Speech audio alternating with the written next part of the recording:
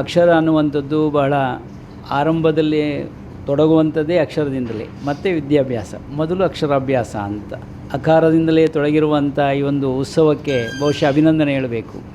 ಒಂದು ಒಳ್ಳೆಯ ಒಂದು ಆಲೋಚನೆಯನ್ನು ಇಟ್ಟುಕೊಂಡು ಈ ಕಾರ್ಯಕ್ರಮ ಜೋಡಿಸಿದ್ದಾರೆ ಅಂತ ನಾವು ತಿಳ್ಕೊಳ್ತೇವೆ. ಒಂದು ಪ್ರಜ್ಞಾವಂತ ಪ್ರಜೆಗಳು ಸೃಷ್ಟಿ ಆಗಬೇಕಾದರೆ ಇಂತಹ ವಿದ್ಯಾಸಂಸ್ಥೆಯ ಅಗತ್ಯತೆ ಇದೆ.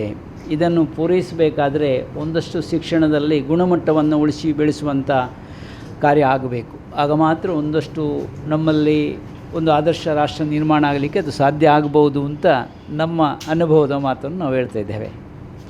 ಒಟ್ಟು ಇಲ್ಲಿ ಇದಕ್ಕೊಂದು ಹೆಸರು ಕೊಟ್ಟಿದ್ದಾರೆ, ಎಕ್ಸೆಲ್ ಪರ್ಬ ಅಂತ. ನಮಗೆ ನೆನಪಾಗುವಂಥದ್ದು ನಮ್ಮ ತುಳುನಾಡನ್ನು ಮರೆಯದೇ ಒಂದು ಹೆಸರು ಬರಬೇಕು, ತುಳು ಭಾಷೆಯ ಬಗ್ಗೆ ಒಂದು ಅರಿವು ಮೂಡಿಸಬೇಕು ಅನ್ನೋ ದೃಷ್ಟಿಯಲ್ಲಿ ಇದನ್ನು ಇಟ್ಟುಕೊಂಡಿದ್ದಾರೆ ಅಂತ ತಿಳ್ಕೊಳ್ತೇನೆ.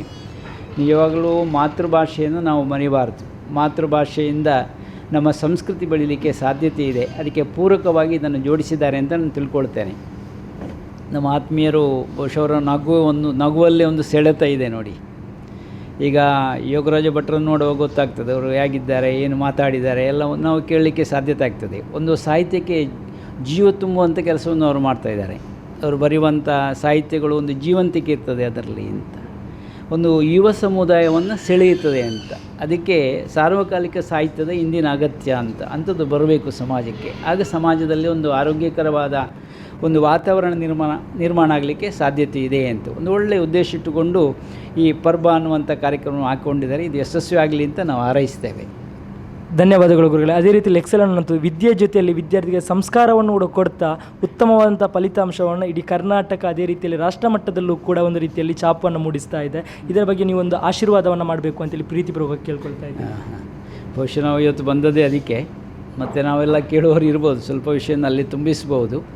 ಅಂತೂ ಈಗ ಕ್ಷೀಣ ಆಗಿರುವಂಥದ್ದು ನೈತಿಕ ಮೌಲ್ಯ ಕ್ಷೀಣ ಆಗಿದೆ.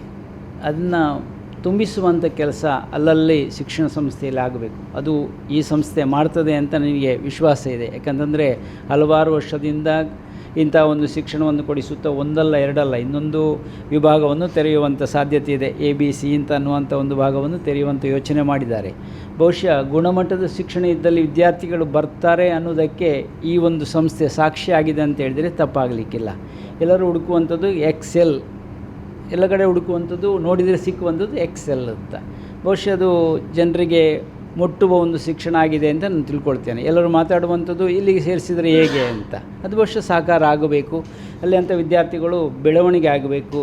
ಪದವಿಗೆ ಮಾತ್ರ ಸೀಮಿತ ಅಲ್ಲ ಶಿಕ್ಷಣ, ಒಂದಷ್ಟು ಉದ್ಯೋಗಕ್ಕೆ ಮಾತ್ರ ಅಲ್ಲ ಶಿಕ್ಷಣ, ಬದುಕು ಶಿಕ್ಷಣವೂ ಅಗತ್ಯ ಇದೆ. ಆಗ ಮಾತ್ರ ಒಂದು ಅರ್ಥಪೂರ್ಣವಾದ ಒಂದು ಸಮಾಜ ನಿರ್ಮಾಣ ಆಗಬಹುದು ಅಂತ ನಮ್ಮ ಅಂಬೋಣ.